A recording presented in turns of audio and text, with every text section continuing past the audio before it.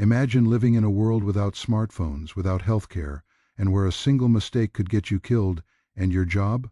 Killing people. Welcome to the life of a medieval assassin. Today, we're diving into why being a professional killer in the Middle Ages was not the glamorous, heroic job you might think. In fact, it often sucked. Being an assassin in the Middle Ages was a life defined by constant danger, uncertainty, and relentless vigilance. Unlike knights who fought in open battles or soldiers who could rely on the protection of armor and the camaraderie of a unit, assassins worked alone, in secrecy, and in conditions that could turn fatal at a moment's notice. Their existence was one of shadow and subterfuge, a life where even the smallest mistake could mean instant death. The streets and castles of medieval Europe, often depicted as romantic or adventurous in popular imagination, were actually fraught with peril. Narrow alleys, candlelit corridors, and dense forests were places where every step had to be calculated, and every sound could signal an ambush. Unlike other professions that offered some measure of safety or predictable risk, assassins walked a knife's edge daily, relying entirely on their skill, cunning, and nerve. Every mission they undertook was a high-stakes gamble. One misjudgment, mistaking a guard's patrol route, underestimating a target's vigilance, or hesitating at the wrong moment could lead to immediate capture or death. The assassination itself was only part of the danger. Getting to and from the target safely was an equally treacherous task. Medieval cities and castles were not designed with stealth in mind. Narrow streets could trap a would-be assassin, draw attention, or alert a sentry with the smallest sound. Castle defenses were sophisticated for their time. Guard dogs, watchtowers, iron gates, and trained sentries made infiltration nearly impossible without meticulous planning. An assassin had to account not only for human guards, but also for environmental hazards, slippery stones, hidden pits, moats, and the natural obstacles of the landscape. Every mission required careful reconnaissance, an understanding of human behavior, and sometimes hours of patient observation to predict movements and identify vulnerabilities. Unlike other fighters, medieval assassins could not rely on the codes of honor that knights or noble warriors often followed. Knights engaged in battles where certain rules though limite, deg governed the fight, and defeat did not always mean death. Assassins, however, were regarded as criminals, traitors, or mercenaries by society at large. They operated outside of the law, often serving political factions, nobles, or clandestine organizations. Their work was morally ambiguous, which added a psychological layer to their danger. They were not just physically at risk, they were constantly aware that their actions, if discovered, would not be condoned or excused. Society itself was against them. The law did not protect them, the streets did not shelter them. In the medieval world, the consequences for getting caught were severe, and almost always fatal. The day-to-day life of an assassin was one of meticulous planning and constant vigilance. Unlike soldiers who could sleep in barracks or eat in relative safety, assassins often had to scavenge for food, sleep in hidden locations, and move stealthily from one point to another without drawing attention. They carried weapons that were small and concealable, daggers, short swords, or specialized tools, but these could offer little protection if they were discovered. Their survival depended not on brute strength but on intelligence, agility, and the ability to anticipate every possible contingency. Assassins had to be master strategists, thinking several steps ahead at all times. The psychological burden of this constant danger cannot be overstated. Every encounter with another human being carried the potential for exposure. Even a friendly face could be an enemy in disguise. Assassins often lived in fear, hyper-aware of their surroundings, noting every unusual movement, every whisper, every glance that might indicate suspicion. This perpetual state of alertness was exhausting, and mistakes were often fatal. The risk was not only physical, it was mental and emotional as well. Living a life where trust was a luxury, where every step could mean death, shaped a mindset that was both sharp and paranoid. This was a life where the line between survival and destruction was razor-thin, where success meant continuing another day, and failure meant oblivion. The environment in which assassins operated further compounded the danger. Medieval Europe was a patchwork of kingdoms, city-states, and feudal territories, each with its own political intrigue and local conflicts. Travel between regions could be treacherous. Roads were poorly maintained, bandits were common, and political tensions often meant that even a simple journey could turn deadly. Assassins frequently had to navigate not only the physical dangers of terrain and guards, but also the complex social and political landscape. Misreading a political situation could make them targets, and enemies often had networks of informants who could betray an assassin in an instant. Another aspect of danger was the unpredictability of human behavior. Even the most carefully planned assassination could go awry due to unforeseen circumstances. Targets were often unpredictable, changing routines without warning. Guards could be replaced, schedules altered, or unexpected events could throw plans into chaos. Assassins had to be adaptable, capable of thinking on their feet, and prepared to improvise under extreme pressure. The ability to remain calm under stress, to suppress fear, and to act decisively could mean the difference between life and death. Yet, despite all precautions, survival was never guaranteed. Each mission carried an inherent unpredictability that made the profession one of the most hazardous in the medieval period. Assassins also faced dangers that extended beyond the immediate mission. The consequences of being discovered were severe. Capture often meant torture, public execution, or both. Medieval justice was brutal, and assassins, regarded as criminals and enemies of the state or noble houses, were rarely given mercy. Even those who succeeded in their missions had to remain in hiding, constantly moving, and careful to avoid detection. Assassins were outsiders, often unable to live openly or maintain normal social relationships. Their lives were defined by secrecy, evasion, and the constant need to anticipate threats from all directions. The social and political stakes added another layer of danger. Assassins were frequently employed to eliminate political rivals, disrupt alliances, or carry out covert operations on behalf of powerful figures. Failure to execute a mission correctly could have catastrophic consequences, not only for the assassin but also for their patrons. The lives of rulers, nobles, and entire communities could be influenced by the success or failure of a single assassin. This level of responsibility added pressure and increased the psychological strain of the profession. An assassin's life was never their own. It was always intertwined with the ambitions, fears, and power struggles of others. Physical danger was compounded by the lack of modern medicine and hygiene. Wounds that might be treatable today were often fatal. A single cut, infection, or bite could end a career or a life. Assassins could not afford to be careless, and even minor injuries had to be managed without access to proper medical care.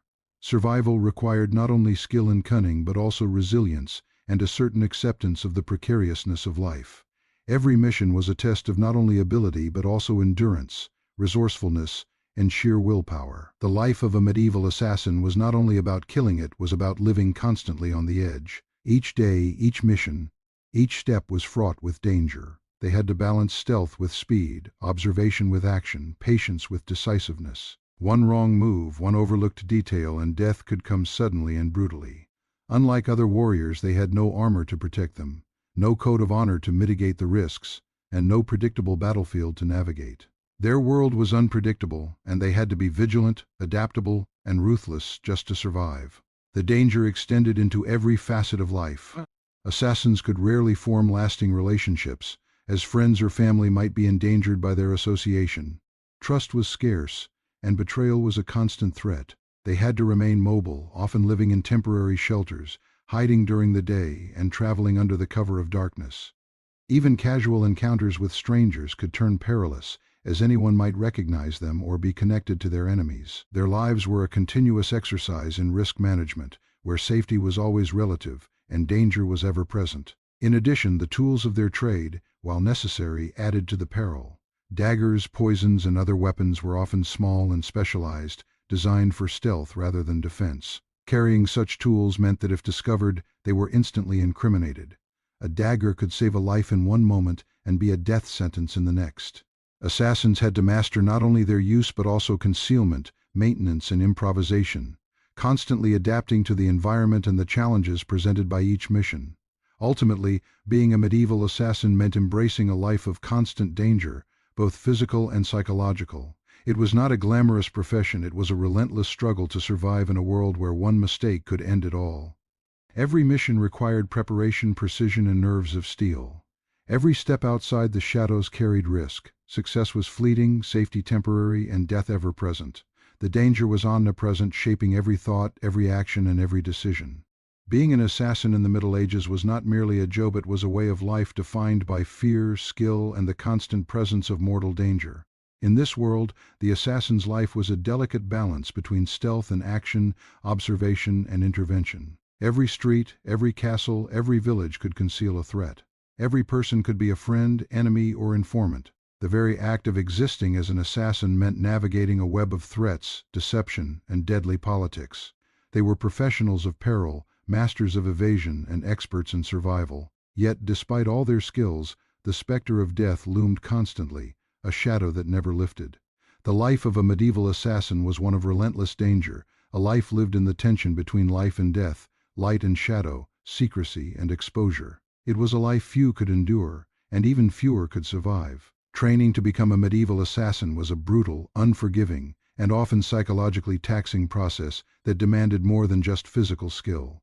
Unlike other professions of the time, where apprenticeships could gradually teach a craft with some measure of safety, the path of an assassin was filled with peril from the very first day. There were no guarantees of success or survival, no guarantee of fair treatment, and certainly no chance for error.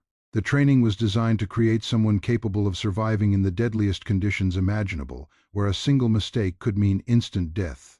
From the earliest lessons, would-be assassins were forced to confront the harsh realities of their profession: the need for stealth, patience, precision, and ruthless efficiency. Physical training was rigorous and relentless. A medieval assassin needed to be agile, quick, and strong enough to climb walls, scale fences, or leap across rooftops without drawing attention.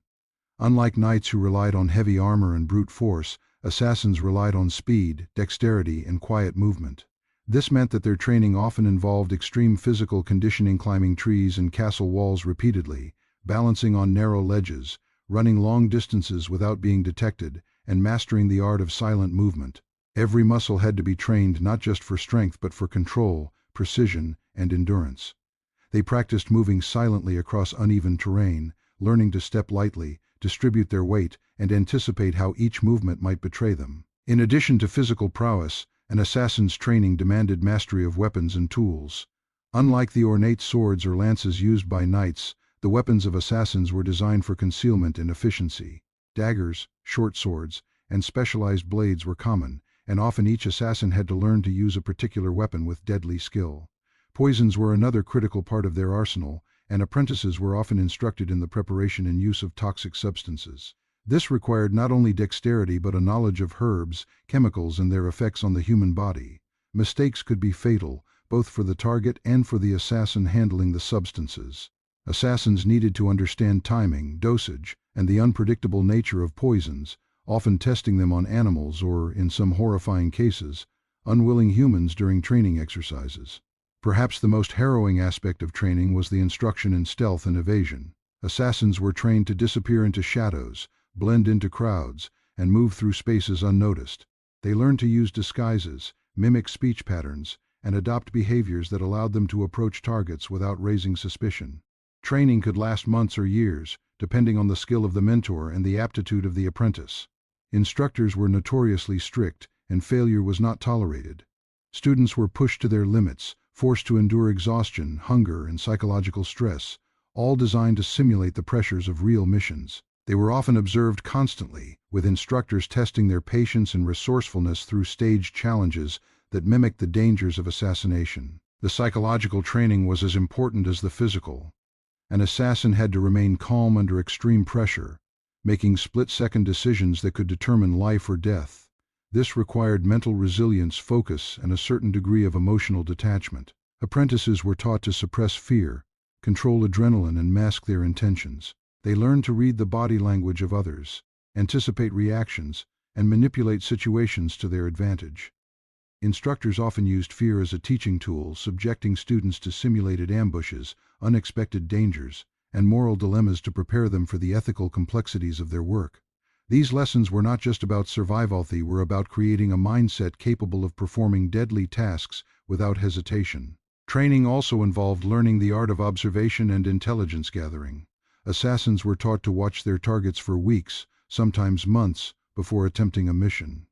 They studied routines, habits, weaknesses, and vulnerabilities, learning to anticipate behavior and identify the optimal moment for action. This required patience, discipline, and an almost obsessive attention to detail. Even small oversights could compromise a mission and result in death. Instructors drilled these skills relentlessly, emphasizing the importance of preparation over improvisation. A successful assassin had to be a master of planning, capable of adapting to unexpected circumstances without losing focus or composure. Beyond individual skills, apprentices were sometimes exposed to the harsh realities of real assassination. While historical accounts are limited, some evidence suggests that advanced trainees were occasionally involved in minor missions under strict supervision. These tasks were designed to test their readiness, assess their judgment, and accustom them to the moral and psychological burdens of killing. Such exercises were not without risk. Failure could result in immediate punishment or death. The line between training and actual danger was thin, and apprentices had to internalize the stakes from the very beginning. Survival in the medieval world was inherently difficult, and assassins faced challenges that extended beyond their missions. Food, shelter, and resources were not guaranteed.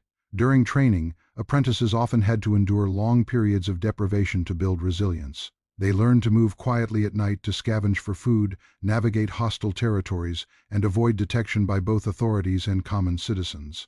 These skills were essential, as an assassin's ability to survive outside the structured environment of training could mean the difference between life and death. Another dimension of training involved learning deception, manipulation, and the use of social networks. Assassins needed to gain information from others without arousing suspicion, and often had to infiltrate noble courts, guilds, or communities. They were trained in techniques of persuasion, observation, and subtle intimidation, understanding that their survival often depended as much on intellect as on physical skill. They had to anticipate the actions of others, read hidden signals, and sometimes exploit the trust of those around them. Social intelligence was a crucial component of their preparation, shaping them into individuals capable of navigating complex human landscapes without leaving a trace. The brutal nature of training extended to moral and ethical conditioning. Apprentices were often forced to confront the act of killing in controlled circumstances, sometimes being required to take life in order to progress. This was intended to desensitize them to the psychological burden of their work, teaching them to act decisively even when faced with moral uncertainty.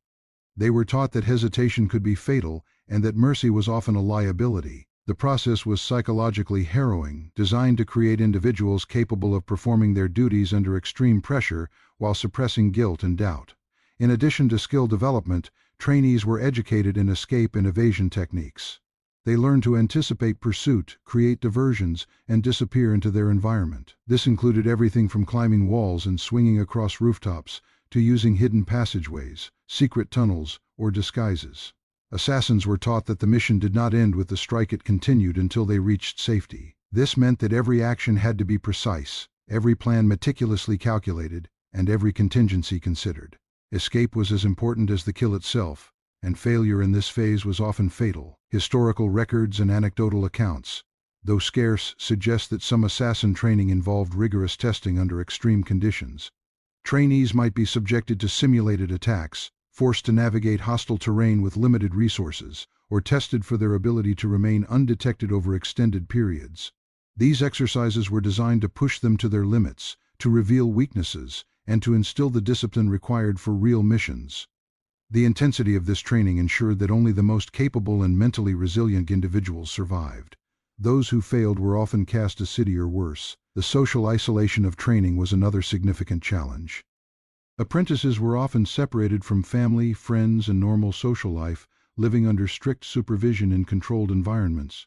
This isolation was intended to foster independence, self-reliance, and a sense of detachment from conventional society. By removing the comforts and protections of ordinary life, instructors prepared their students to function in hostile environments where trust was scarce and every interaction carried potential danger. Emotional resilience became as important as physical skill, shaping individuals capable of enduring both external threats and internal psychological pressure. Learning to navigate fear was a crucial component of assassin training. Fear, hesitation, and indecision could be fatal. Apprentices were subjected to scenarios designed to provoke fear, testing their ability to remain calm and focused. They were trained to harness adrenaline, suppress panic, and act decisively even when danger seemed overwhelming.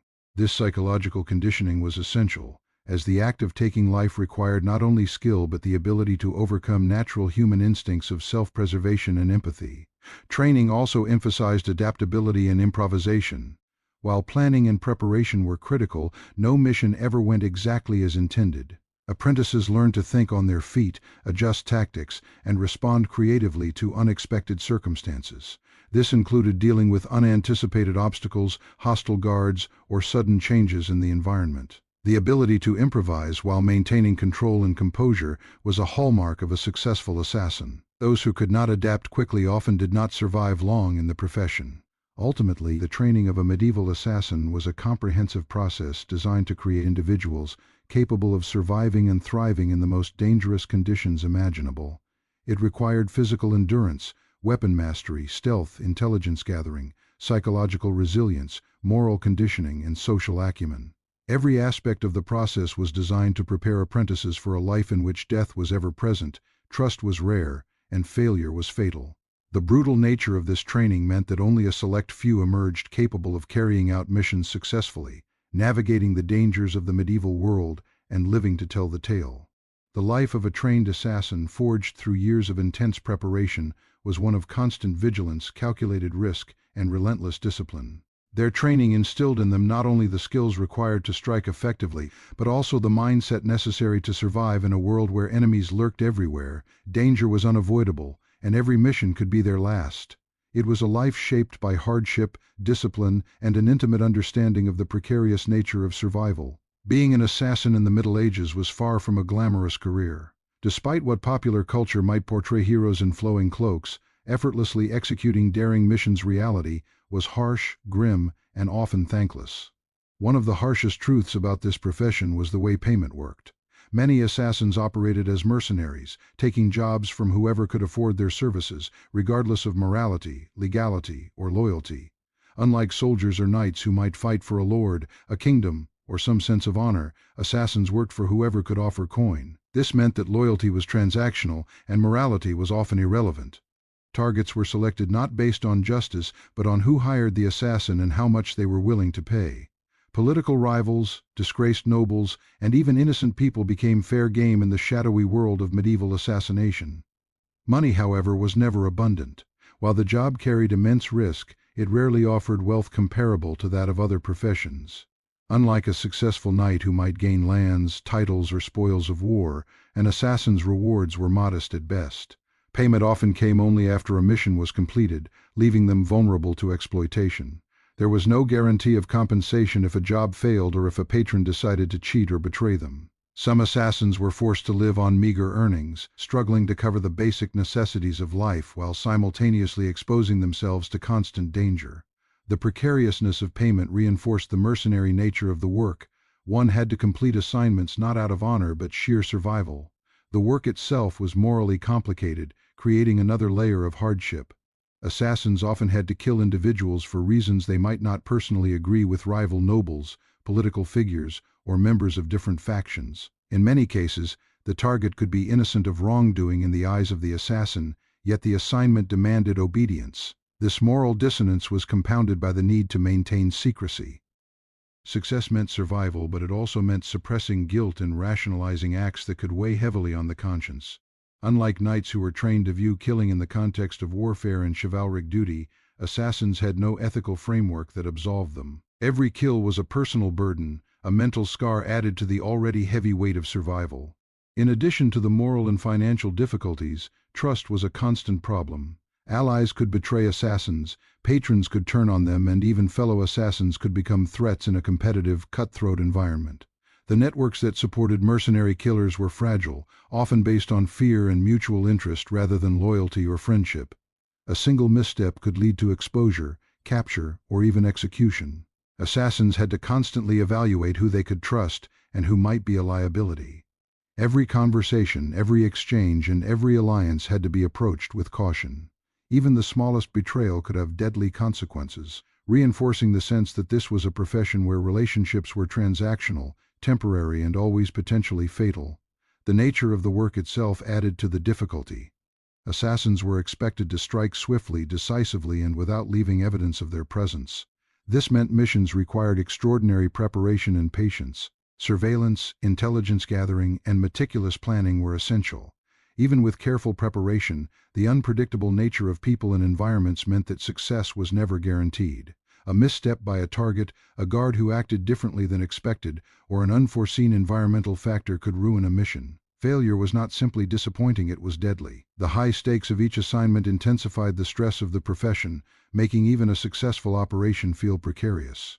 The social consequences of being an assassin were severe. Because their work was secretive and illegal in many regions, assassins were often ostracized from society. They could not maintain normal social relationships for fear of exposing themselves or endangering those around them. Marriages, families, friendships, these were luxuries few could afford. Their social isolation was compounded by the psychological toll of their work. The burden of constant secrecy, moral compromise, and the omnipresent threat of death created a life of mental and emotional strain. Even when not actively on a mission, an assassin's mind was often consumed by vigilance, planning, and fear of betrayal. Assignments were not only dangerous and morally complicated, but could also be politically sensitive. Many assassins worked in the service of nobles, kings, or clandestine organizations with far-reaching influence. The failure to complete a mission could have consequences that extended far beyond the individual. Entire political factions could be destabilized by a botched assassination, making the stakes higher than just personal survival. This created immense pressure, as assassins were aware that their success or failure could impact not only their lives but also the lives of many others. The political dimension added another layer of complexity to a profession already fraught with risk, creating a constant tension between skill, timing, and the unpredictability of human behavior. Despite the dangers, the work was rarely rewarded with recognition. Success meant survival, not fame. An assassin who completed a mission might receive coin and possibly a temporary sense of security, but they rarely received social acknowledgement or respect. In many cases, patrons preferred their killers to remain in the shadows, anonymous and unrecognized. The lack of prestige reinforced the isolation of the profession. Assassins were essential yet invisible, respected by few, feared by many, and often despised by society at large. Their existence was a paradox, both valuable and disposable, crucial and expendable. The precarious nature of payment and survival created a constant tension between opportunity and risk. Many assassins were forced to accept missions that were dangerous, poorly planned, or morally objectionable simply to ensure continued employment. Declining a job could mean losing favor, income, or even life if a patron viewed refusal as disloyalty. This transactional aspect of the profession reinforced a life in which choice was limited, morality was compromised, and danger was a constant companion. Assassins were professionals of risk, and every decision carried weighty consequences. Training, while grueling, was only part of the challenge. The execution of assignments brought new and unexpected difficulties. Targets were not predictable, and no amount of planning could fully mitigate the variables involved. A guard's attentiveness, a sudden change in routine, or an unexpected observer could foil a mission. Assassins had to be constantly adaptable, thinking several steps ahead while remaining calm under extreme pressure. This required not only skill but an almost obsessive focus and discipline. Mental agility became as important as physical ability, as the capacity to anticipate, react, and improvise could mean the difference between life and death. The physical risks were ever present. A failed attempt could result in immediate retaliation from guards, targets, or rivals. Even after successfully completing a mission, escape was often perilous. Assassins had to navigate hostile terrain, avoid detection, and sometimes flee across hundreds of miles to reach safety. The journey after a mission could be as dangerous as the mission itself, requiring knowledge of terrain, stealth, and the ability to move quickly and efficiently.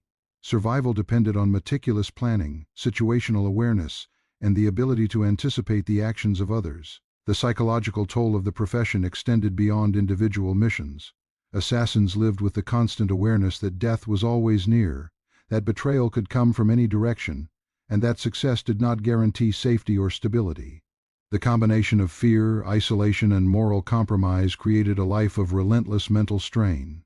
They were constantly evaluating risks, monitoring allies and enemies, and preparing for contingencies. Even moments of apparent safety were temporary, as the shadows of the profession followed them everywhere. Assassins also faced societal challenges that complicated their existence. Medieval communities often viewed them with suspicion, fear, or outright hostility. Unlike soldiers or knights, whose roles were understood and socially sanctioned, assassins were often seen as criminals, traitors, or mercenaries with no ethical framework. They were marginalized, forced to operate on the fringes of society, and often denied the protections or support available to other professionals. Social networks, legal systems, and community support were largely unavailable, leaving assassins to rely on their own skill, cunning, and discretion for survival. The dangerous, low-paying, and morally complex nature of the work ensured that only the most skilled, disciplined, and resilient individuals survived long-term. Many apprentices failed, either during training, on missions, or through betrayal. The profession was not sustainable for the weak, the indecisive, or the morally conflicted. Those who succeeded did so through a combination of skill, intelligence, ruthlessness, and an ability to endure psychological pressure. Survival required constant vigilance, adaptability, and a willingness to accept risk as an inherent part of life. In essence, the medieval assassin's world was one of calculated danger, moral ambiguity, and perpetual uncertainty. Payment was uncertain, assignments were morally complex, trust was rare, and survival was never guaranteed. Every mission demanded preparation, skill, and unwavering focus, while failure could result in immediate death or long-term consequences. The harsh realities of compensation, social isolation, and ethical compromise reinforced the difficulty of this profession, making it one of the most perilous and psychologically taxing roles of the medieval period. Despite the danger and low pay, assassins continued to exist because their skills were indispensable. Political intrigue, personal vendettas, and the ambitions of rulers created a constant demand for covert operatives capable of eliminating threats quietly and efficiently. Yet, the profession remained a shadowy, thankless, and morally ambiguous existence, where success ensured temporary survival and failure almost always meant death. For those who lived in this world, every day was a negotiation between risk and reward, between morality and survival, and between the desire for coin and the instinct for self-preservation. Ultimately, being a medieval assassin was not a path to glory, wealth, or recognition. It was a profession defined by necessity, danger, and pragmatism. Money was earned at the expense of safety, morality, and mental stability. Assignments were dictated by patrons, not personal ethics. Trust was scarce, and loyalty was transactional. The work was grueling, perilous, and psychologically draining. Success offered only temporary reprieve, while failure could end life in an instant. To survive in such a profession required skill, intelligence, resilience, and a willingness to embrace a life in the shadows, always aware that death could come at any moment. The life of a medieval assassin was not only physically demanding and morally complex but also mentally and emotionally grueling. While their training focused on stealth, agility, and the lethal use of weapons, the mind of the assassin was under constant strain. Every day, every mission, and even every thought carried potential danger, requiring an extraordinary level of mental discipline and psychological resilience. Living in a state of perpetual vigilance was exhausting, and the mental burden of their profession was as severe as the physical risks they faced. Unlike soldiers or knights, who could rely on camaraderie, structured orders, or some form of honor to justify their actions, assassins operated largely alone. Their work was secret, often morally ambiguous, and frequently deadly, leaving them to confront the consequences of their deeds in isolation. One of the most immediate psychological challenges was the constant awareness of mortality. Every mission was a life or death gamble. Unlike conventional soldiers who might fight on battlefields with known allies and predictable enemies, assassins faced unpredictable scenarios where a single misstep could lead to immediate death. The knowledge that failure was fatal created a state of perpetual tension. Even mundane activities walking through a city, traveling to a mission location, or resting in a temporary hideout were fraught with danger. The mind of an assassin had to remain alert, constantly scanning for potential threats, analyzing the behavior of strangers, and anticipating the moves of both enemies and allies.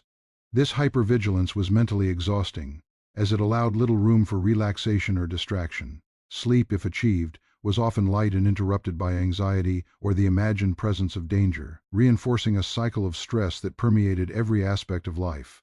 The isolation inherent in the profession further intensified the mental toll. Assassins could rarely share their experiences or confide in anyone. Relationships, if pursued, were complicated by secrecy and fear of exposure. Family, friends, or even romantic partners could inadvertently compromise the assassin's position or be targeted as leverage by enemies. This meant that emotional intimacy was often sacrificed for survival. Over time, the lack of trust and connection could erode psychological stability. Human beings are inherently social, yet assassins had to cultivate detachment, learning to navigate a world where every person could be a threat or a potential informant. The inability to rely on others forced them to internalize stress, fear, and moral conflict, creating a profound mental burden that few could endure long term. Moral conflict was another major component of the mental toll. Assassins were often required to kill individuals whose guilt or innocence they could not ascertain. Unlike the battlefield where the enemy was defined and sanctioned, assassination frequently involved morally ambiguous targets, rivals, political figures, or even civilians whose death served strategic purposes. The act of taking a life in such circumstances required not only technical skill but also emotional detachment. Suppressing natural human empathy and moral instinct was psychologically taxing.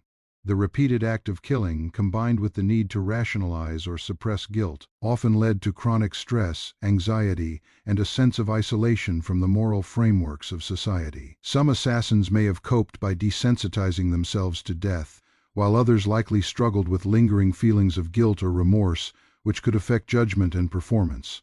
The unpredictability of missions added to psychological strain. Even the most meticulously planned assassination could go awry due to unforeseen factors. Guards could behave differently than expected, environmental conditions could change suddenly, or a target could act unpredictably. This constant uncertainty created stress that was both acute and chronic. Assassins had to maintain focus and composure under extreme pressure, making split-second decisions with potentially life-or-death consequences. The mental agility required to anticipate multiple contingencies and adapt to rapidly changing circumstances was immense, placing sustained cognitive demands on the brain and reinforcing the ever-present tension that defined the profession. Paranoia was a natural byproduct of this environment. Assassins had to assume that anyone could be a threat. Even allies could betray them, informants could monitor their actions, and strangers could recognize them. This hyper-awareness, while a necessary survival skill, contributed to persistent anxiety. Assassins often developed habits of constant observation, interpreting the smallest gestures or expressions as potential danger. This heightened state of alertness was psychologically exhausting, as the mind was always engaged in threat assessment. Over time, such chronic vigilance could lead to psychological disorders, insomnia, or difficulty distinguishing genuine threats from imagined ones. Another psychological challenge came from the burden of secrecy. An assassin's life was defined by covert action, meaning that successes were rarely celebrated and failures could not be admitted. This secrecy extended to both social and professional spheres. Friends and family could not be trusted with information, and even other assassins were often viewed as competitors rather than confidants. The isolation created by secrecy intensified stress and made emotional processing difficult. Achievements were private and often meaningless beyond immediate survival, while mistakes carried catastrophic consequences. This lack of external validation or social reinforcement contributed to a sense of alienation and reinforced the mental strain of the profession. The physical demands of the job also intersected with mental health. Enduring long periods of surveillance, travel, or hiding required patience, focus, and mental endurance. An assassin might spend hours, days, or even weeks observing a target without taking action, often in uncomfortable or dangerous conditions. Hunger, exposure to the elements, and fatigue compounded mental strain, making focus more difficult and decisions more error-prone. The combination of physical deprivation and psychological stress created a feedback loop that tested the resilience of even the most capable individuals. Fear was omnipresent. Assassins were acutely aware that capture could result in torture, public execution, or prolonged suffering. The consequences of failure were extreme, and the legal systems of medieval Europe offered little protection. Even highly skilled assassins could be betrayed, recognized, or outmaneuvered. This knowledge weighed heavily on the mind, reinforcing hypervigilance and contributing to chronic anxiety.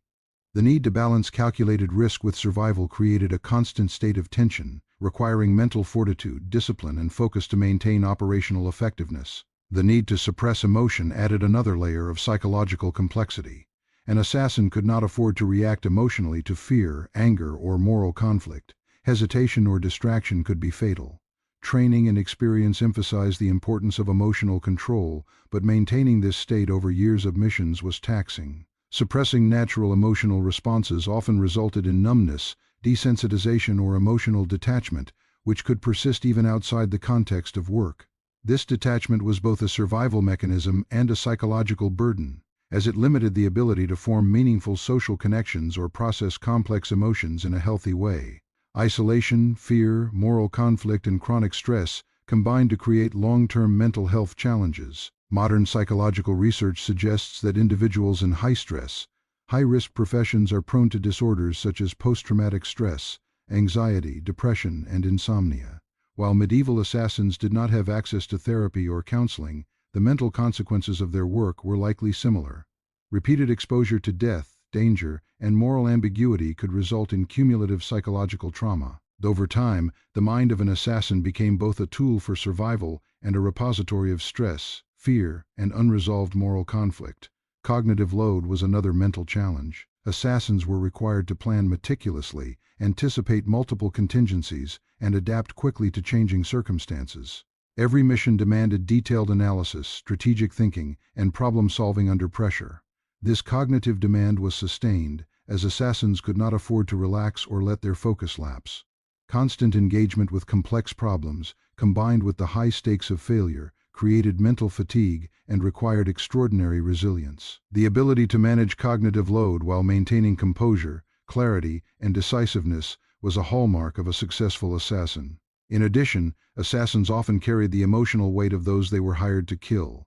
Even if desensitized over time, repeated exposure to killing, moral compromise, and the suffering of others could create lingering guilt, anxiety, or self-recrimination. Some assassins may have developed coping mechanisms, such as rationalization, emotional detachment, or a focus on survival, while others likely struggled with the ethical and emotional consequences of their actions.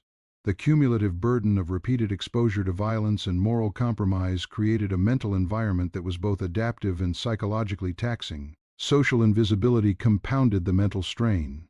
Success was anonymous, failure was fatal. Assassins could not share their achievements, nor could they rely on recognition or approval. This lack of social reinforcement contributed to isolation and a sense of alienation. Unlike other professionals whose accomplishments could be acknowledged and celebrated, assassins worked in secrecy, existing in a world where their value was instrumental, but their identity was hidden. This invisibility, while necessary for survival, also reinforced the psychological challenges of the profession. Long-term mental health was affected not only by missions, but also by the cumulative stress of a life in perpetual danger. Chronic vigilance, moral conflict, isolation, and repeated exposure to life-threatening situations created a psychological environment akin to modern concepts of trauma. Assassins lived with the knowledge that death could come at any moment, that betrayal could occur from any direction, and that morality was often compromised for survival. The mental burden was persistent, extending beyond missions and affecting every aspect of daily life. Ultimately, the mental toll of being a medieval assassin was profound. Physical skill, agility, and training were essential, but the ability to endure psychological stress, moral ambiguity, isolation, and fear was equally critical. Assassins had to navigate a world in which trust was scarce, danger was constant, and the consequences of failure were extreme. Their minds were under constant strain, balancing the demands of survival with the weight of moral and emotional complexity. The cumulative effect of these pressures created individuals who were highly skilled, disciplined, and resilient, but also psychologically burdened, isolated, and constantly navigating the edge of human endurance. In the end, surviving as a medieval assassin required not only mastery of stealth and weapons, but also extraordinary mental fortitude. The psychological demands of the profession were relentless, encompassing fear, moral conflict, hypervigilance, isolation, and the burden of secrecy. Success depended as much on the mind as on the body, and the ability to maintain focus, composure, and strategic thinking under extreme pressure was essential. Life as an assassin was defined not only by physical danger, but by the profound and enduring mental toll that came with living, planning, and executing in a world of shadows. The life of a medieval assassin was defined not only by the immediate danger of their missions and the mental burdens they carried, but also by the pervasive threat of law, authority, and societal retribution. Unlike knights or soldiers who were protected under certain codes of conduct, governed by feudal or royal allegiance, assassins operated outside these structures. They were often regarded as criminals, outlaws, and traitors, even if they were acting on behalf of a noble or ruler. This meant that the legal and societal consequences of failure were severe, and the risks extended far beyond the immediate dangers of assassination. To understand the precarious existence of medieval assassins, one must consider the complex legal landscape, political intrigues, and societal attitudes that shaped their world. In medieval Europe, laws were uneven, local, and often brutal. Kingdoms, principalities, and city-states each had their own codes of justice, enforcement mechanisms, and interpretations of crime. While some jurisdictions were relatively orderly, most were characterized by a combination of feudal obligations, religious influence, and arbitrary enforcement. Assassins, by their very profession, were often considered beyond the pale. Taking a life outside sanctioned battle or punishment was usually considered murder, a crime punishable by death, mutilation, or other forms of extreme retribution. Unlike soldiers who could justify killing in battle under the accepted rules of warfare, assassins had no such protection. Their work was secretive, unsanctioned, and morally ambiguous, making them legal targets in almost every jurisdiction they entered. The consequences of being discovered were swift and often brutal. Medieval justice rarely afforded due process for those accused of clandestine murder. Torture, public execution, and other forms of punishment were common, both as retribution and as a deterrent to others.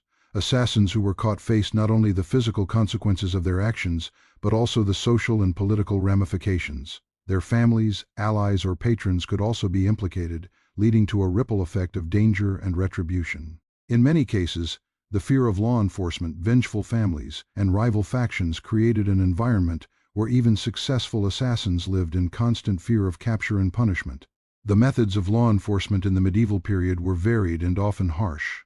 Local constables, city guards, and feudal enforcers were charged with maintaining order, but they operated with limited resources, little oversight, and often significant autonomy. Assassins had to contend with unpredictable enforcement.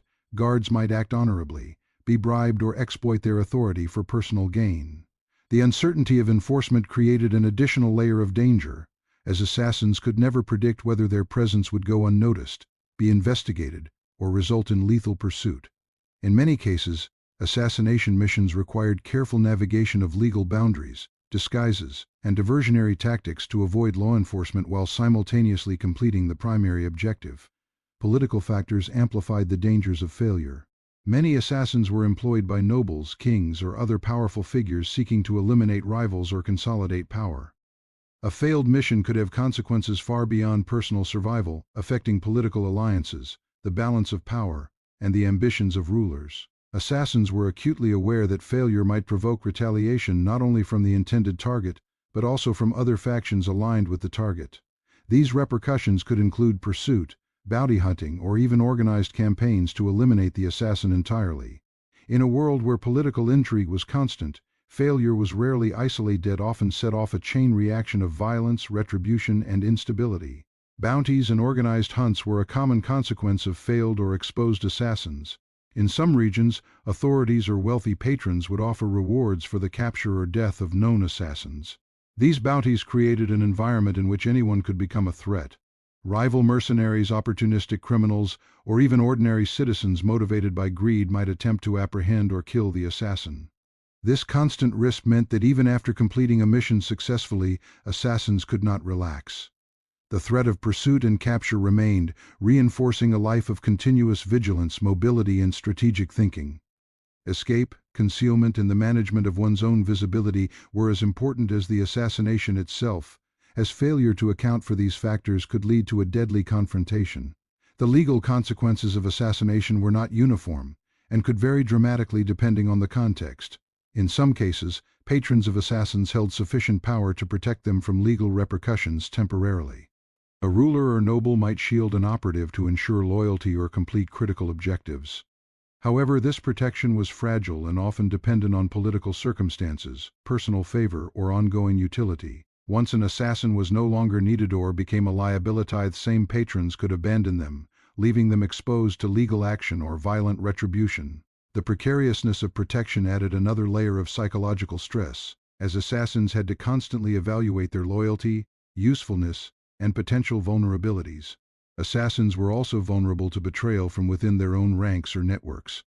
In a profession defined by secrecy, competition, and moral ambiguity, allies were often as dangerous as enemies. Rival assassins, disgruntled apprentices, or individuals seeking favor with powerful patrons could expose a colleague, leading to arrest, torture, or execution. Trust was a rare commodity, and even carefully cultivated relationships carried risk. Assassins learned to operate independently, minimize reliance on others, and constantly anticipate threats from every direction. This constant evaluation of risk and loyalty required significant cognitive effort and contributed to the psychological burden of the profession. Capture often meant a brutal death. Medieval punishments for murder were designed to be exemplary and terrifying. Torture was commonly employed to extract information about patrons, allies, or methods. Public executions, such as hanging, beheading, or drawing and quartering, served both as punishment and as a warning to others. The fear of such consequences loomed over every assignment and decision. Assassins had to calculate not only the physical execution of a mission, but also the potential aftermath, considering how their actions might be traced, investigated, or retaliated against. The interplay between mission success and the legal consequences of failure created a complex risk environment that required constant vigilance, foresight, and strategic planning. Societal attitudes also contributed to the peril of legal exposure. Assassins were generally despised, feared, and marginalized. They were often viewed as dishonorable, immoral, or subhuman, making them socially vulnerable. Even those who survived missions successfully had to navigate communities that were hostile or suspicious. This societal disapproval extended to every aspect of life, reinforcing isolation and increasing the difficulty of concealment. Unlike professions that offered social integration, recognition, or support, assassination required invisibility, discretion, and acceptance of social alienation as part of survival. The consequences of law and social perception were compounded by the difficulty of escape and concealment. Medieval cities and castles were often heavily guarded, and rural areas could be patrolled by feudal enforcers or hostile locals. Assassins had to master not only the execution of their mission, but also the art of leaving no trace, disappearing into the environment, and avoiding detection after the fact.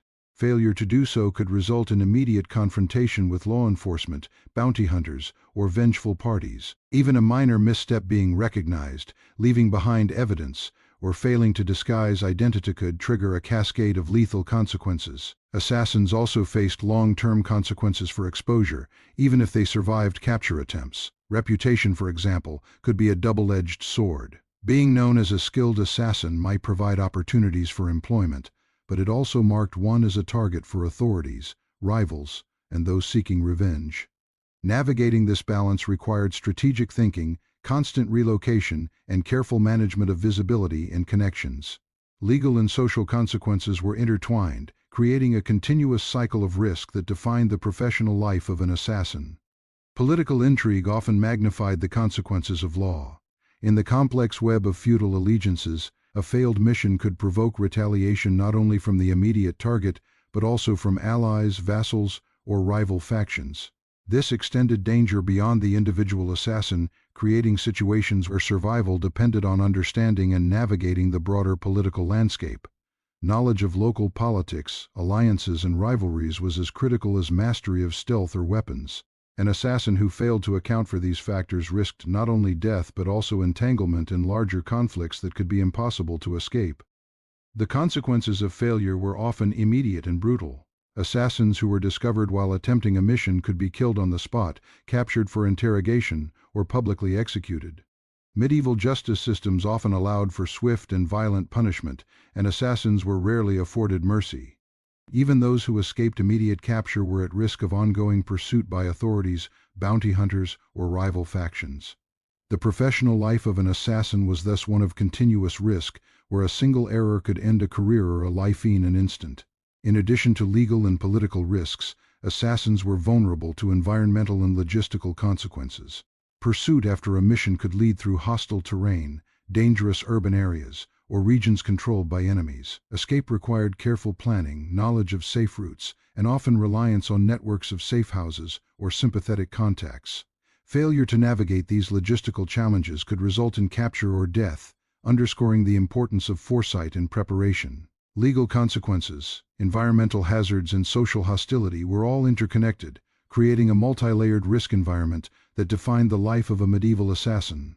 Even successful assassins had to consider the long-term consequences of their profession. Their actions could create enemies, provoke retaliation, and make future missions more difficult or dangerous. Reputation, both positive and negative, shaped their opportunities and risks. Maintaining anonymity while leveraging skill and notoriety was a delicate balance, requiring constant vigilance, adaptability, and strategic thinking.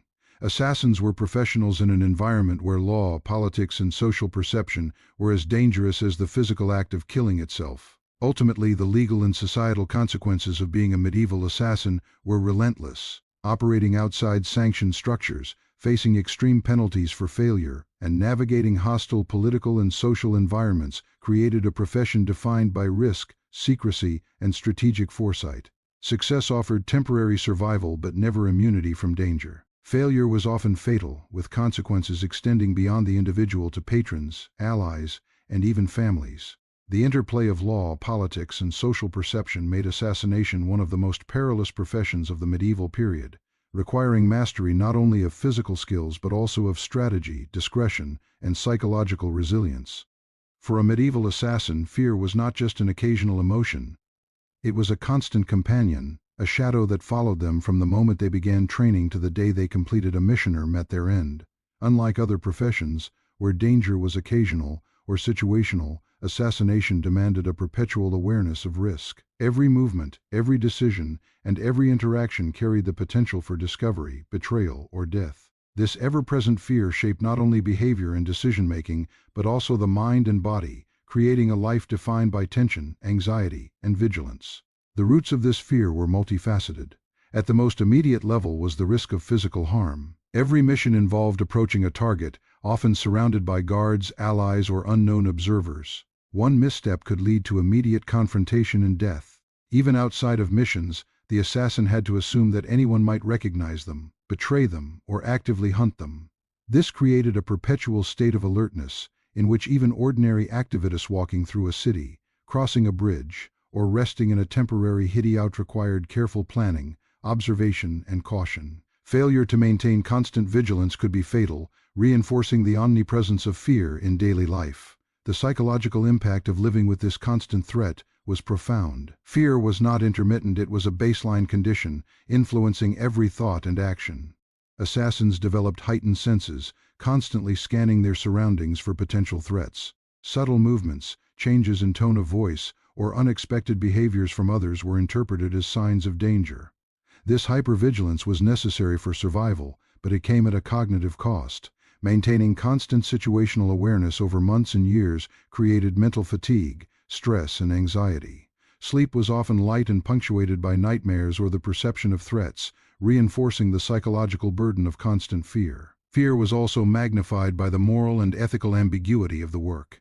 Assassins often had to kill individuals without clear justification, acting at the behest of patrons whose motives could be self-serving, political, or morally questionable. This moral uncertainty compounded the fear of failure. Unlike soldiers on a battlefield whose actions could be framed as sanctioned warfare, assassins knew that their targets and those aligned with them would see their actions as criminal. The combination of ethical compromise and lethal risk created a unique psychological tension, in which fear was intertwined with guilt, anxiety, and moral reflection. The threat of betrayal amplified this fear. Assassins operated in networks that were fragile and highly competitive. Allies, fellow mercenaries, and even patrons could turn against them for personal gain, revenge, or political advantage. Trust was a rare commodity, and the awareness that anyone could become an enemy at a moment's notice heightened stress and anxiety.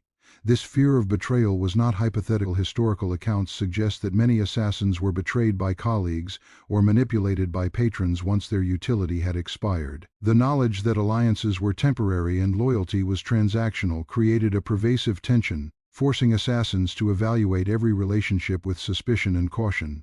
The unpredictability of the environment further compounded fear. Even with meticulous planning, missions were subject to countless variables outside the assassin's control. Guards could behave differently than anticipated, weather could impede movement, or civilians could unexpectedly witness a scene. Assassins had to account for these uncertainties, maintaining flexibility and rapid adaptability. This need for constant contingency planning created an additional cognitive burden, as the mind was perpetually engaged in calculating probabilities, anticipating risks, and preparing for emergencies. Mistakes, even small ones, could result in immediate death, reinforcing the omnipresence of fear. Another source of fear was law enforcement. Medieval legal systems were often harsh, unpredictable, and brutal.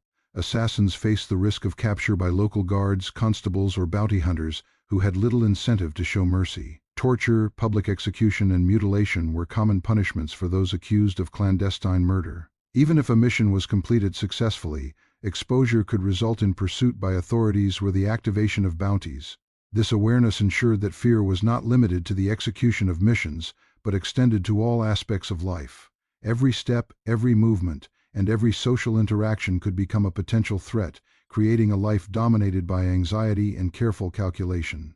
The cumulative effect of these dangers was chronic stress. Assassins had to manage fear over long periods, often months or years, without the relief of certainty or safety. This chronic stress had profound effects on mental and physical health.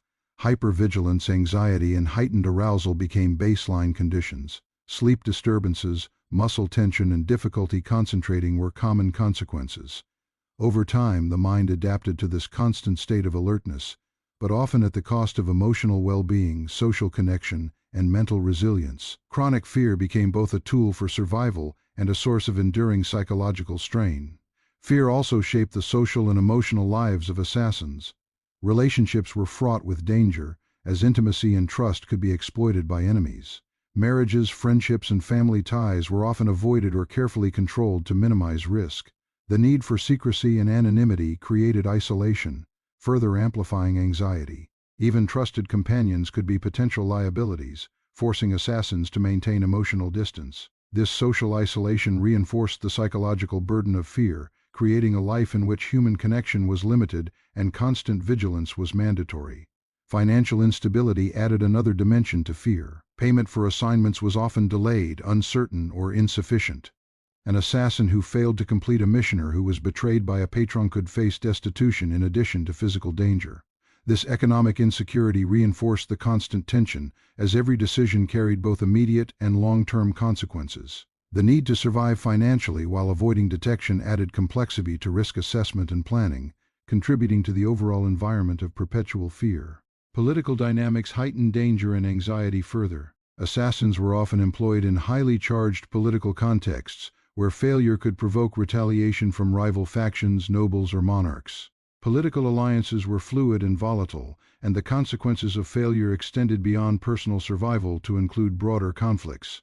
Assassins had to navigate these dynamics carefully, maintaining situational awareness not only of immediate threats but also of shifting alliances, rivalries, and potential repercussions. This complex political landscape meant that fear was not limited to the physical or immediate. It extended into strategy, relationships, and long-term survival calculations. The cumulative burden of constant fear created unique coping mechanisms. Many assassins developed extreme self-discipline, emotional detachment, and meticulous routines designed to minimize risk. Planning became ritualized, and habits were carefully honed to ensure safety. Mental compartmentalization allowed assassins to execute missions despite fear, suppressing anxiety while remaining operationally effective. Some relied on rituals, symbolic practices, or mental exercises to manage stress and maintain focus. While these strategies enhanced survival, they also contributed to long-term psychological strain, as constant suppression of fear and emotion prevented natural emotional processing. Physical conditioning was intertwined with the management of fear. The mind-body connection was critical, as fear could compromise physical performance. Assassins trained to maintain composure under extreme stress, to control heart rate, breathing, and muscle tension during high-stakes operations. This training was essential, as panic could lead to mistakes, exposure, and death. The need to manage physiological responses to fear became a core component of professional skill, reinforcing the omnipresence of fear in both thought and action. Assassins were also forced to contend with the fear of the unknown.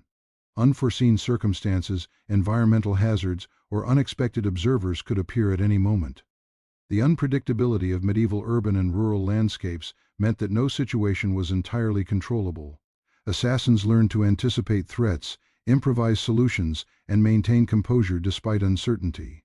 The capacity to navigate uncertainty while managing fear was essential for survival, and the absence of this skill could be fatal. The mental toll of constant fear extended beyond immediate missions. Even in periods of apparent safety, assassins remained alert, anticipating potential threats. This hypervigilance was psychologically taxing, as it left little room for relaxation or mental reprieve. Assassins had to maintain strategic awareness at all times, balancing the demands of survival with the need for rest, sustenance, and planning for future operations. The persistence of this tension created a life defined not by freedom or peace, but by an ever-present awareness of danger. Fear also influenced moral decision-making. The threat of death or exposure could force assassins to act in ways they might otherwise avoid, compromising ethics or personal standards. Decisions were made under duress, with fear shaping choices about targets, methods, and alliances. This intersection of fear and morality contributed to long-term psychological strain, as assassins had to reconcile survival instincts with personal values in an environment where failure had lethal consequences. Ultimately, the life of a medieval assassin was defined by fear of death, betrayal, legal retribution, and political retaliation. Fear was not episodic, it was a constant, shaping behavior, decision-making, and psychological health. Assassins had to navigate a world in which danger was omnipresent, allies were unreliable, and failure carried catastrophic consequences.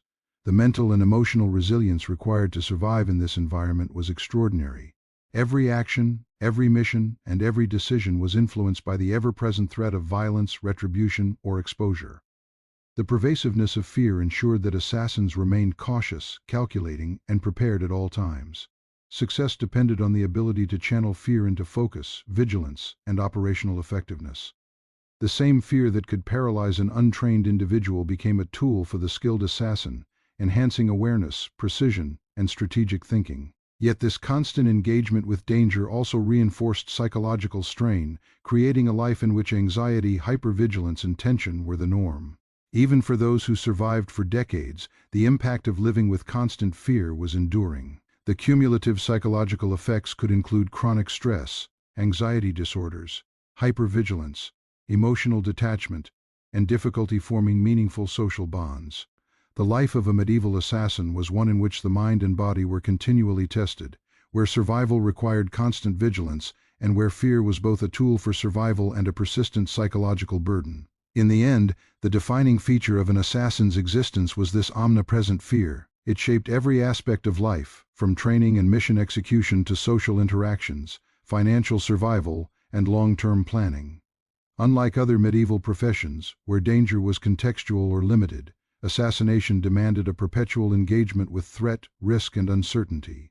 The life of a medieval assassin was one in which constant fear was not only inevitable but essential, defining the parameters of action, thought, and survival at every moment. So, next time you watch a game or movie and think being an assassin looks cool, remember this: medieval assassins lived in fear, pain, and isolation. Their lives were short, dangerous, and morally complicated. The shadows they worked in were darkened for good reason. Being a medieval assassin truly sucked. If you enjoyed this peek into the dark life of medieval killers, hit like, subscribe, and let us know in the comments. Would you survive as an assassin in the Middle Ages?